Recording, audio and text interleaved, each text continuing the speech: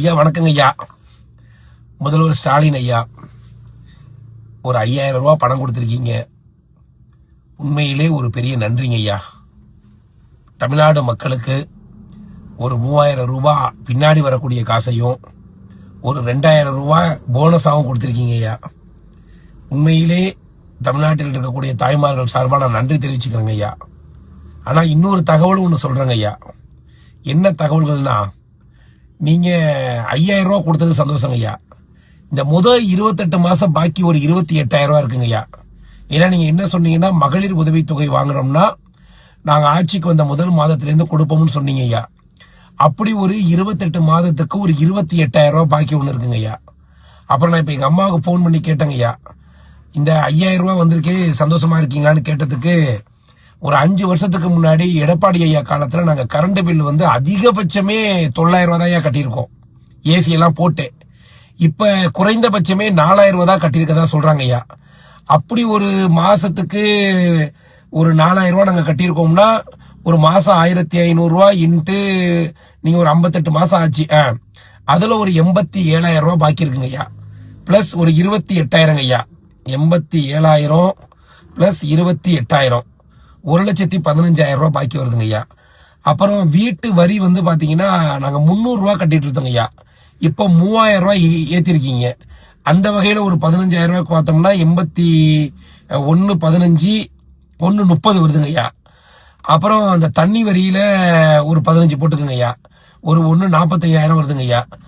அப்புறம் உங்களுடைய நீங்க போட்டிருக்க எல்லா திட்டங்களுக்கும் வரி ஏத்துனது, விலை உயர்வு நடந்தது, எல்லாத்துக்கும் நீங்க தான் பொறுப்பேற்றுக்கணும்.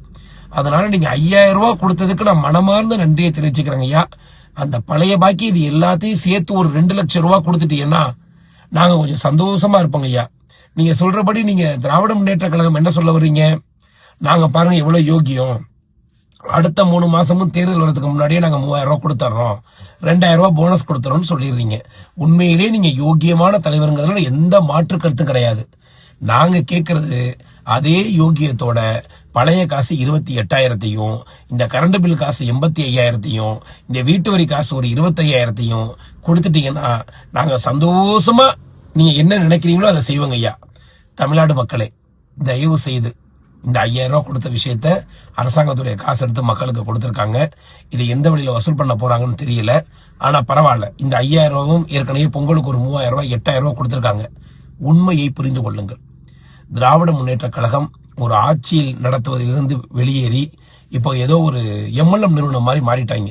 மக்களுக்கு இலவசங்களையும் அட்வான்ஸ் காசையும் கொடுத்து ஓட்டுக்களை வாங்கி தமிழ்நாட்டு மக்களை இழிவுபடுத்தக்கூடிய நிலைக்கு திராவிட முன்னேற்ற கழகம் வந்திருக்கிறது. ஒரு டிஎன்பிஎஸ்சி தேர்தலை, ஒரு அரசுக்கு தேவையான தேர்தலை கூட, ஒரு தேர்வை கூட நடத்துவதற்கு துப்பு இல்லாத ஒரு அரசாங்கம். அரசு வேலைக்கு நீங்க அரசு வேலை கொடுக்க வேண்டாம், அந்த எக்ஸாம் எழுதணும்ல அதை கூட நடத்தல.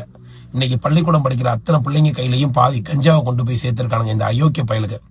காலையில 11 மணில இருந்து சாயங்காலம் 11 மணி வரைக்கும் சாராய கடையை திறக்க வச்சு ஒவ்வொரு வீட்லயும் 4 புது குடிகாரனை உருவாக்கி இருக்காங்க. எங்கேயும் சட்டம் ஒழுங்கு பாதுகாப்பு இல்லை, எங்கேயும் பெண்களுக்கு பாதுகாப்பு இல்லை.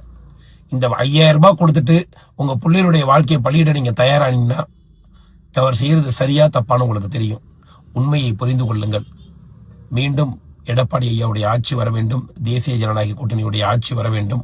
நன்றி, வணக்கம்.